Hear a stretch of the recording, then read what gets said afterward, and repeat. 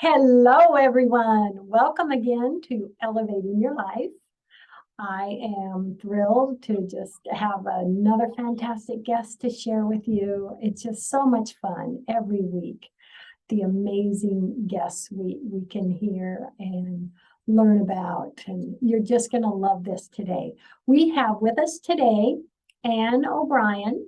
She is a no-nonsense mystic, intuitive, and teacher of practical intuition. Since 2004, she has supported thousands of private clients and has spoken and taught around the U.S. Beginning in 1999, she completed 10 years of psychic training along with studies in yoga, Aikido, and holistic health and conscious relationships. She has many loyal long-term clients and graduates of her intuitive training program. Anne is the author of the #1 Amazon bestseller, A Woman's Guide to Conscious Love, Navigating the Play of Feminine and Masculine Energy in Your Relationships. Her most recent book, Everyone is a Psychic, How to Awaken Your Intuition to Improve Your Relationships, Enrich Your Life, and AMP, and was just recently released. And it is just fantastic. So first off, Anne, welcome to the show. Thanks, Paula. I appreciate being here. Oh, so happy to have you here. Well, let's begin with maybe a bit more your background and what triggered you to write these amazing books, and especially the one that just came out.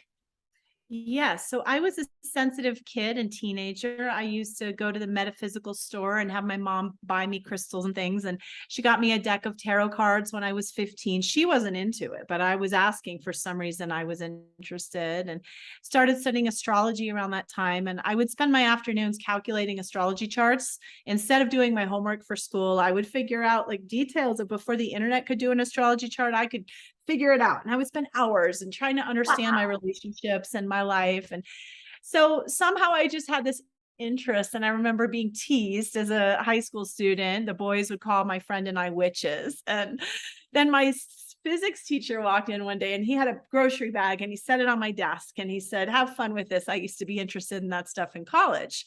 And then I look in the bag, it's all astrology books, right? Oh, I love But it. that was Thank you. That was about all the, mentorship I had. I didn't really have anybody teaching me or guiding me. And so I just was trying to figure out my sensitivity. And then in college, I started meditating and I, came across classes in Far Eastern religions and tried Zen meditation. I tried yogic meditation and practice. I tried a lot of different things and they were all nice, but nothing really clicked until I found this psychic development school. And then what I found was those meditations, they helped me realize a lot of what I was feeling, why I was such a sensitive kid and young person, was that I was psychic and I was really picking up and absorbing a lot of energy from other people. So just sitting and meditating and breathing didn't quite cut it. It felt good, but it didn't really solve the problem that being psychic was a problem until it was a job. And now why I wrote the book is to help people, #1, learn how to turn it on, but also learn how to turn it off and learn how to manage it and to figure out, oh, I'm feeling all this because I'm psychic and I don't have to take my mom's desires into my life, or I don't have to live according to what other people want. I don't have to process my boyfriend's pain or, things like that. We can learn to separate and find ourselves and find our center. So for people to understand, being psychic is like just all the other senses, and it's something we can manage as well as develop. Oh, I love that because I could see, there could be confusion there, Yeah. and so you breaking it down and helping others understand that can be huge in their life. It has been, for me as well as my clients are like, wow, where would my life be if I didn't have these tools or have learned these techniques or have this kind of support? Because we can go a long time, going to therapy for years, trying to fix something was never ours in the first place. Mhm. Yes, yes. So tell us a little bit about really what is intuition, and how do you realize that and get more into that? Well, I think it's defined as like a sixth sense, right? Or an inner knowing. So we have our physical, sight, hearing, all the different physical senses. I think it's the where you have another way of accessing information. And in the book, I go into great detail. It's actually more than one, it's not like there's 6 senses, there's more like 12, right? You have the 5 that we know about, and then there's many types of psychic abilities. So intuition, I use that interchangeably with psychic abilities, but there's clear seeing, clear knowing, clear feeling, clear hearing. There's a bunch of ways we get that, but it's intuition, I would say, is accessing something that our physical senses can't access. Isn't that amazing? Wow. Wow. And there's so much out there, a door we can open, isn't there? Yeah. Oh my gosh. So tell us, for people that don't really understand or are aware of, like things such as, our energy is so huge. I'm an energy girl. But how would you describe energy anatomy? How would you describe that? Well, like to somebody who's new to this, for example? Yes, yes. Who's very, everything physical. How would you explain? Well, the first thing I would say is, if you can imagine being in line at the store and somebody gets a little too close behind you and you feel it, you go, ooh, and I want to move away because that's too close. Or you get a vibe off somebody. Sometimes it's good. Like, ooh, I feel warm. I want to get closer to you. I'm curious. I'm drawn in, versus, ooh, I get prickly. I don't. So we can all feel energy like that. And everybody I've taught this to, and I just taught a series of workshops, obviously to people that are interested in the topic, but even I've done this at a family reunion. Well, I'll have people who know nothing about what I do, and this is all new. I'll say, stand up, rub your hands together, and walk up to somebody and start maybe 6 feet away, and then walk until you feel a little tingle in your hands. And everybody I've taught this to can do it. And like, oh, there is energy around our bodies. It's measurable. So we start there. And then there's a lot more we could go on to from there, but that's a great sort of introductory thing. Oh, I love that. I love that analogy. And yeah, feeling the vibes. Yeah. We do. We all have vibes, don't we? Everybody would be able to recognize vibes, even if you think this is all crazy woo-woo stuff. Yeah. Yeah. And we can feel each other's vibes and really, be kind of uplifted or downlifted. Yes. And I would think that being aware and being able to recognize, I have my vibes, they have their vibes, and you can kind of just realize that and, I don't know, adjust to it, but know that that's out there. It makes it less scary. Yes. Yes. And if you start to recognize, because I'm big, and I talk about this in my book, on really noticing when you have these experiences of energy or intuition, the more you notice, the stronger they get. And then the more you trust them. But to begin, just start noticing, I woke up feeling good, and then I spent time with that friend and I didn't feel so good. Or I went and did these errands and I suddenly got stressed where I wasn't before. And then you realize, okay, if I woke up feeling one way, and then I got into the environment with, other people and places, I felt different. You can tell, okay, that had to do with what I was doing and who I was with. Sometimes you can then adjust and go, well, maybe I don't want to spend time. Or then you have to go, okay, I'm only going to spend time when I feel strong. Or, just noticing. And our energy impacts others just like they impact us. So that it's important to notice both. What are you offering to the world and your vibes? Yes. It's tickled me. I've always been fascinated. You can walk into a room and have a big smile on your face, and other people will smile. Exactly. It will spread those vibes. Mm-hmm. Yeah, we're all like radio waves, and we're feeling and responding to the energy around us. And children are a great example of this. They will act out what they feel. They don't even know why they're saying what they say sometimes, or why they're doing what they do. But, maybe mom and dad are in an argument, but they're not expressing it.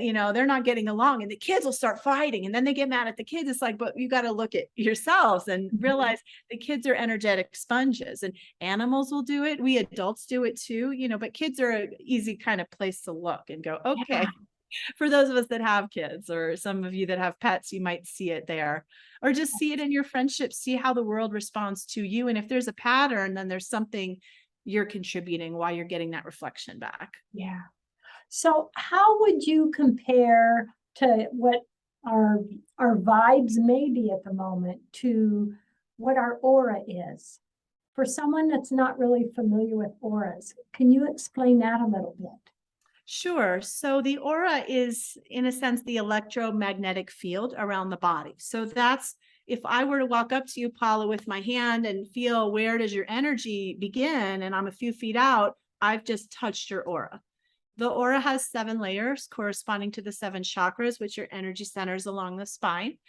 And I would say we don't need to worry about the layers to begin, but what I teach people when they're learning about the aura first is to just feel, is it balanced all around? Sometimes the aura is bigger in the front or above, because in our culture, we're very forward focused and very, here's where I'm going, here's what I'm doing, and less present in the back or around our legs. So that's one thing to look for. And I would say whatever's contained in the aura, there's pictures and energies, and that's part of what you're broadcasting to the world. So another example, in my book, I give a lot of very practical, that's why it's Everyone is Psychic, very practical exercises to do. So let's say I'm having an event tonight where I want to feel confident. So I ask myself, what color is confidence? And I put that color, let's say it's yellow. I'm going to put yellow on the outer edge of my aura. And then that's how I'm going to show up. And that's probably what I'm going to get back as a reflection. That's how I'm going to feel. So the aura contains energy. And if you're around, let's say, a lot of trauma or negativity, and I come give you a reading, I'm going to see, oh, there's trauma negativity. Or if there's a man or a woman or somebody in your life that's a big influence, I'll say, oh, there's a man here. There's a woman here. Who is this? And get pictures, get energy, and then we can kind of figure out what's affecting you and how to find balance. Oh, that that is not only fascinating, that's really exciting that someone can, learn, come to you and learn, but learn how to understand and kind of work with their aura. That's really exciting. Yeah. We have more power there than we realize. So sometimes people hear you're psychic and they think I'm walking down the street seeing auras around people all day. I don't. It's like I only do that when I'm working, because that would be like going into Best Buy and watching all the TVs at once. That would not be fun. It's really overwhelming. And the other misconception is that auras are always the same. You go to some metaphysical shops and get your aura photo taken. I know I did that many years ago, and they'll tell you what the colors mean. And some people think, oh, that means my aura is always like that, and that's always my color. But the truth is, I see it, and I've done this work for 20 years and beyond. Auras change. So depending on how you're feeling that day, depending on what you picked up from your environment, it might see one thing versus another. Colors change, pictures change, the quality of it changes.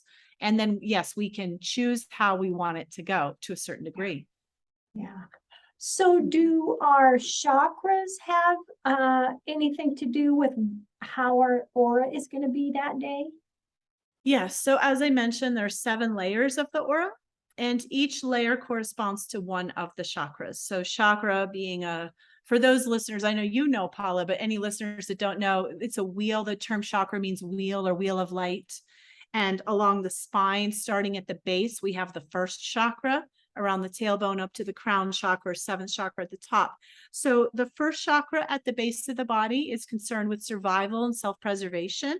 And what we see in the first layer of the aura closest to the body is coming from the first chakra, relates to the first chakra. So basically the chakras, as I experience it, send the information into the aura. So first layer closest to the body is first chakra stuff. Second layer is second chakra stuff, all the way out. So that's where I say the outer edge. If I want to project confidence and experience confidence, I'll set the outer edge, but that's also setting my crown chakra, which is my higher self, my knowingness, my seniority, kind of the big picture. How do I view the world and how do I show up? And sort of that's the spiritual, how do I say this? This is kind of where the energy gets set spiritually, is the crown and also the outer edge. Yeah. I've always kind of seen it as, my connection to totality, Yes, that's great. Absolutely. Higher self, but it's also God, the universe, totality, Yeah, however you want to phrase that. yeah, the opening to that. Oh, I just love it. I love it. And Mhm.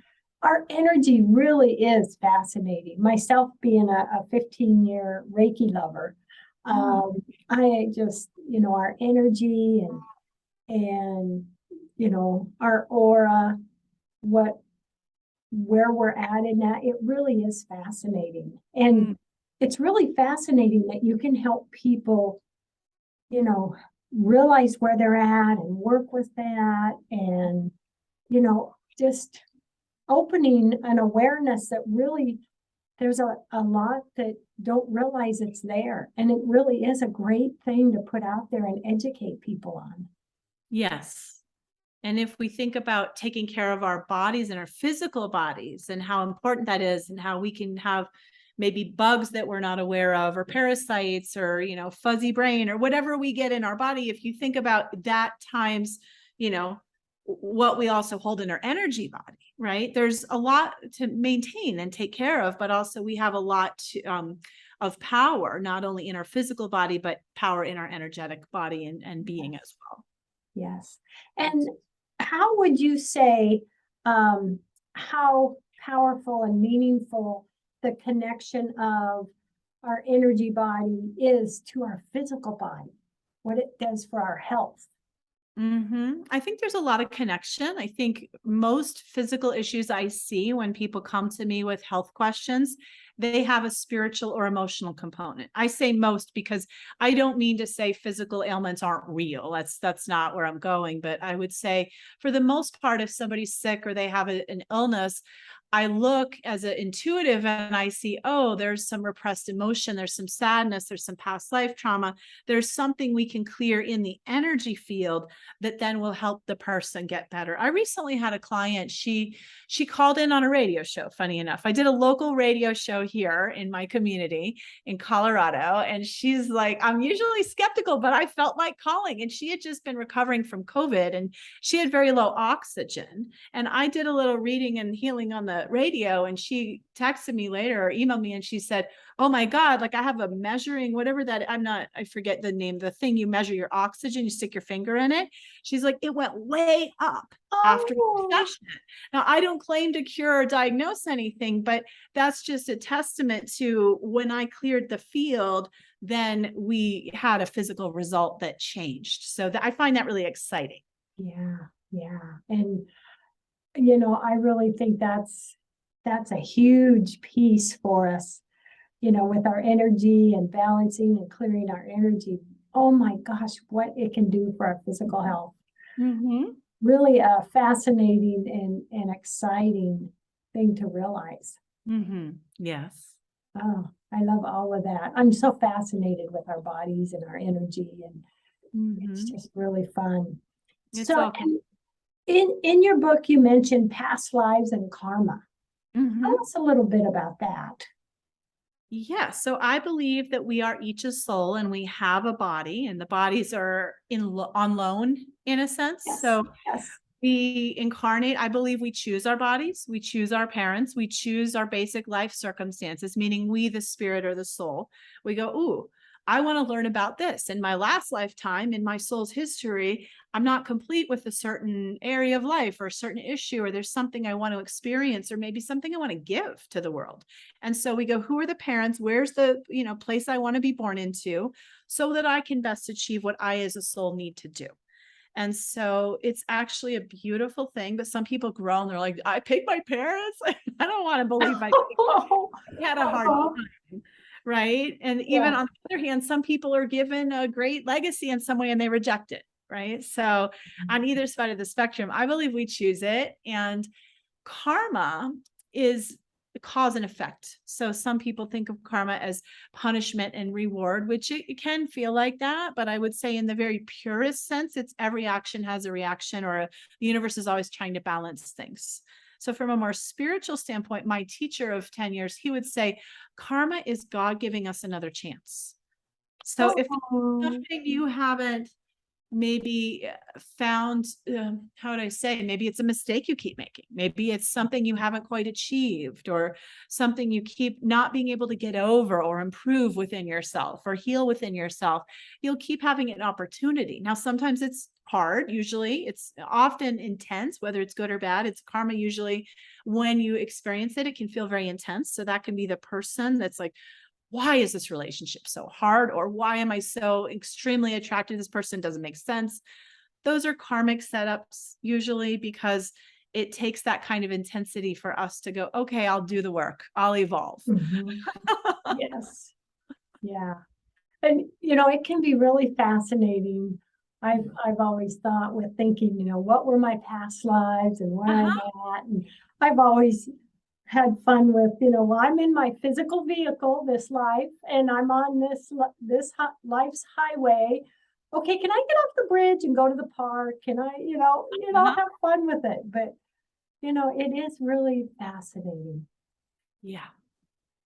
Our karma and the lives where we're at. And really, when you think about, I chose my parents, I chose all that, that's pretty amazing.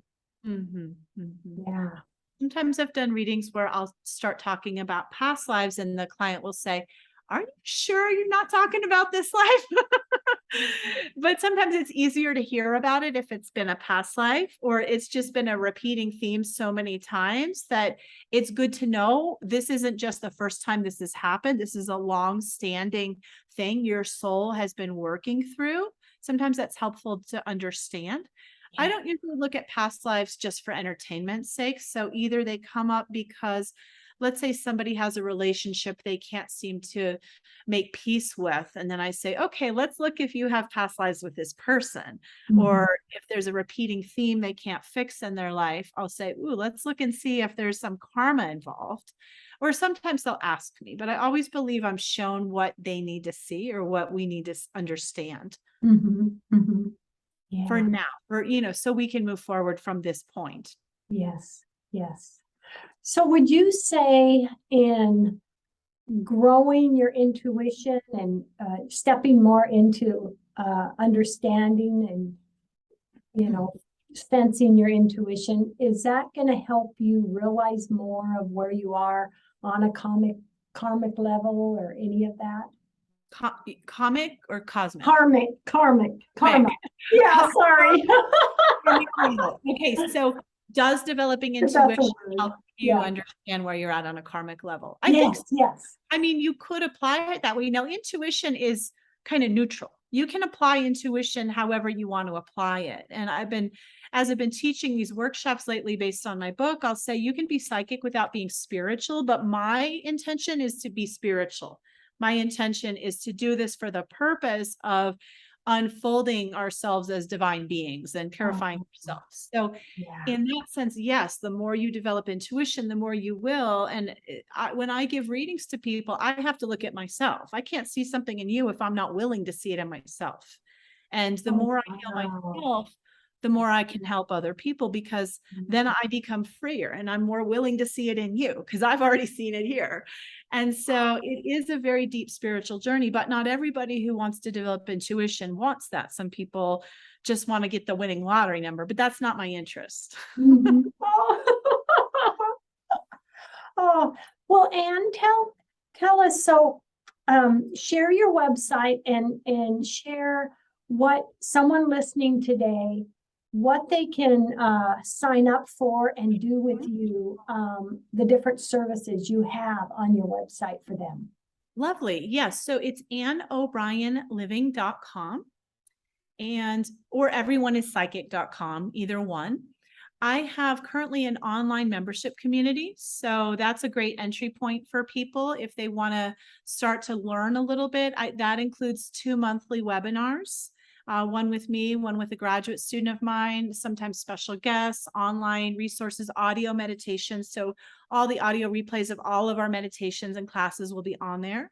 So that's a great service. I have longer term in-depth programs. So 6-month intuitive training programs that may not start till 2023. I also have just the top 10 tips to awaken your intuition. So somebody goes to annobryanliving.com to the contact page, they can sign up and just start getting a sense of some support around their intuition. And then obviously I have my 2 books on there, and I have private readings. So one-on-one intuitive reading and healing via Zoom, phone, or here in Carbondale, Colorado for anyone that's nearby. Oh, that is so great. I love it. I love it. Oh my gosh.